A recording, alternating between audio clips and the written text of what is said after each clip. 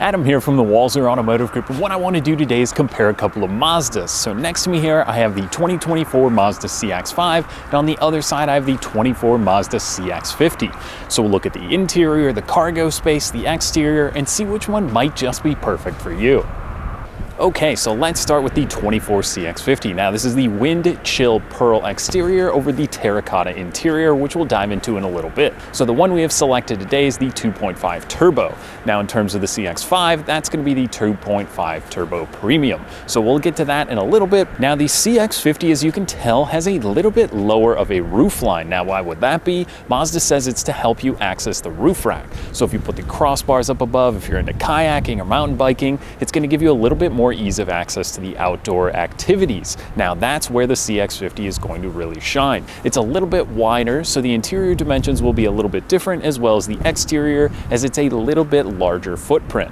Now, why does that help? If you're off-roading, if you're going to a campsite, this is going to help you with that. Now, if you're really into the outdoors or off-roading, there's also the Meridian Edition. So that's going to give you a beefier off-road tire and a little bit different of a setup. So the engines, there will be a 2.5 naturally aspirated engine and then the 2.5 turbo, which we have here today. Now the difference in towing between the two, the CX-50 can tow about 3,500 pounds, where the CX-5 tops out at 2,000 pounds. So if you've got a small trailer, maybe a jet ski you're towing around, the CX-50 might be a better option there. Now, as far as the wheels are concerned, both are going to come standard with the same size 17-inch wheel, but this you can opt up for all the way to the 20-inch wheel, where the CX-5 will offer a 19-inch wheel. Now beyond that, with the exterior features, you can notice on the fender flares, you're going to get kind of that black plastic cladding, and it's going to have a little bit beefier of a fender to again accept either that larger off-road tire or just give it more of a presence on the road. But let's hop over to that CX-5, we'll check out that exterior. Now let's look at the 24 Mazda CX-5. Obviously the CX-5 has been in Mazda's lineup and is their best-selling vehicle, and it's a great vehicle for that matter. The CX-5 does offer the same 2.5 naturally aspirated or 2.5 turbocharged engine. You're going to be looking at about 24 combined MPG, where the CX-50 is going to be about 25 combined MPG. A little bit better on the highway for that particular CX-50 when comparing it to the CX-5. Now, exterior styling, this one is the turbo premium, like I said, and there's a few different ways the exterior looks on the CX-5. So you will notice the black gloss wheel arches on this model that will designate the turbo. There's a few different options when looking at the exterior, and like I said, this one will come with the 19-inch wheels on the turbo premium. So while this one does also offer the cross rails up above and the roof rack capability, like I said, it's a little bit higher up. Still can be easily done if you want to throw the mountain bikes up there or anything else, but if you're looking more outdoor activities, maybe you move more towards the CX-50. But let's hop in the back, we'll check out the cargo area on both of these. So let's start. This one does have the power liftgate. It's going to be the same on the CX-50 as well as the CX-5, depending on which trim level you're looking at.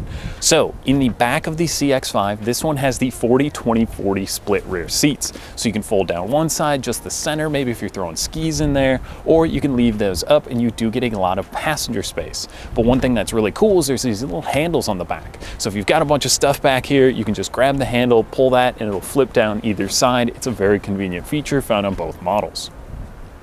Now let's close this up and we'll look at the CX-50. So like I said, power liftgate on both. There's a button here as well as on the key fob, and that's going to open the liftgate for you.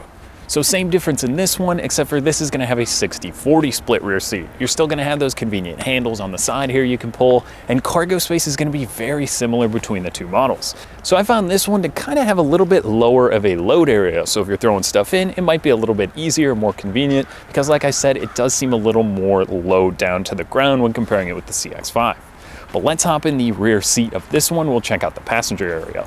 Okay, so in the back of the CX-50, I'm about 6'1". Obviously the little ball of my hat kind of hits a little bit here, but I do have headspace and I do have knee room back here.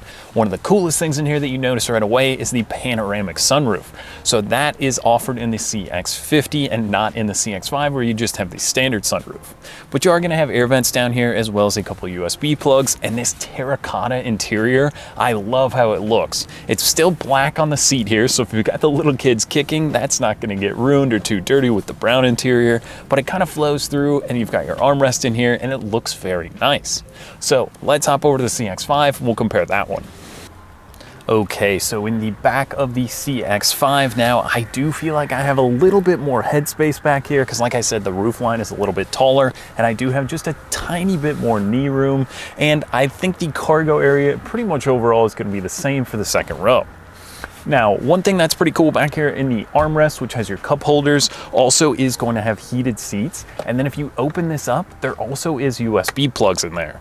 So it's kind of tucked away, but you can have the heated seats going for your rear passengers in the Turbo Premium model, which is a great feature to keep the kids happy or your rear passengers happy. So like I said, this one just is going to have the standard sunroof back here, but I mean, it's a comfortable interior. There's red stitching that runs throughout. I like the room I have back here. The headspace is great, and I think it works well.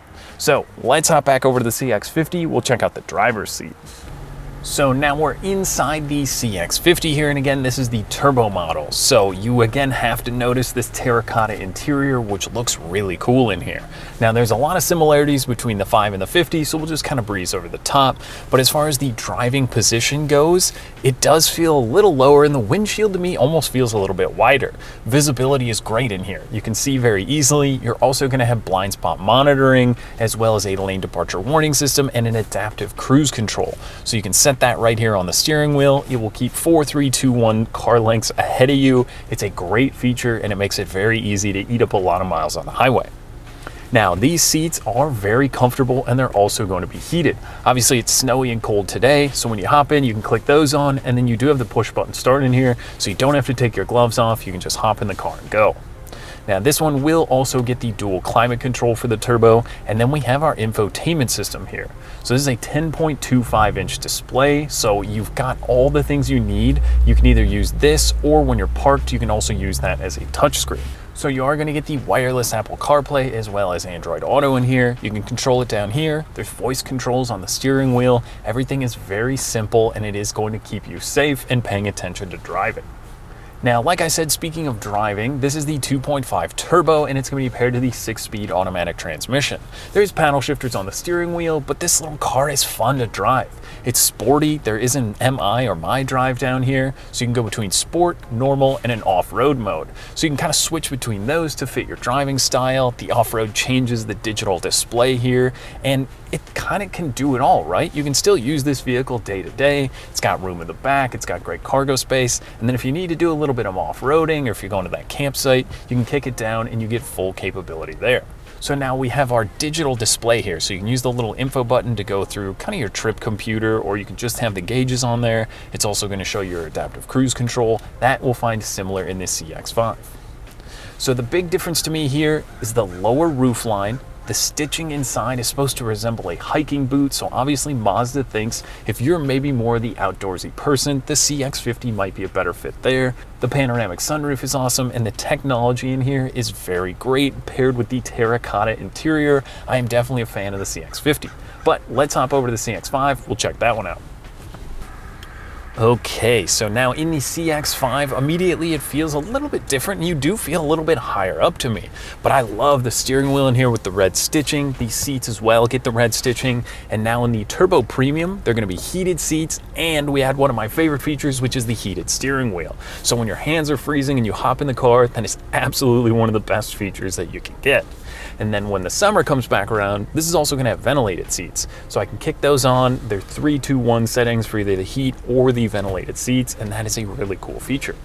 Now, I've got my phone with me. You can pair up the wireless CarPlay, and then there is wireless charging. So you drop your phone right down here, and that's going to keep it charged up, and you don't have to be messing with it when you're on the go when you've got the Apple CarPlay or the Android Auto. So in this one, the controller is a little bit different, just a smaller knob, but it's the same general feature. You can go over to your CarPlay. Again, when you're stopped, you can use this as a touch screen, or there is also voice controls on the steering wheel.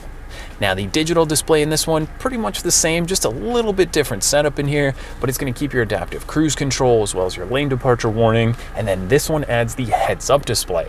So I can see my miles per hour, where I set that adaptive cruise control system. That is a really cool feature that keeps your attention focused ahead. So one other thing this one adds is going to be the Bose sound system. So it sounds great in here. You see the little tweeters up above and the door speakers. If you've got your podcast or your music going, whether that's through the CarPlay or the Android Auto or anything else, that is a really great feature that I found to like in here.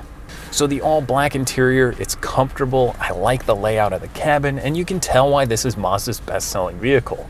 You get in and just go. I mean, whether it's the use of the technology or the safety features that are in this one, or just the overall styling on the exterior, I mean, tons of usable space, tons of great technology. The backup camera in both vehicles is crystal clear and works very well.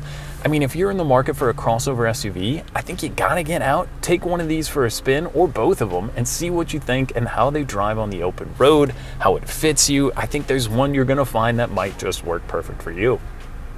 So that was just a quick comparison between the CX-5 and the CX-50. Now, if you'd like to see them in person, you can stop by either one of our Mazda locations or visit us online anytime at walser.com. Thanks for watching.